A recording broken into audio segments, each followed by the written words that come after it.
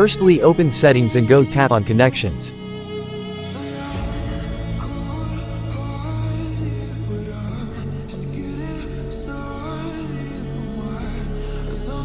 Then scroll down and tap on More Connection Settings.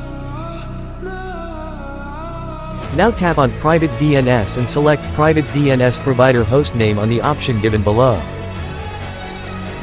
Type dns.adguard.com on the text bar, then save.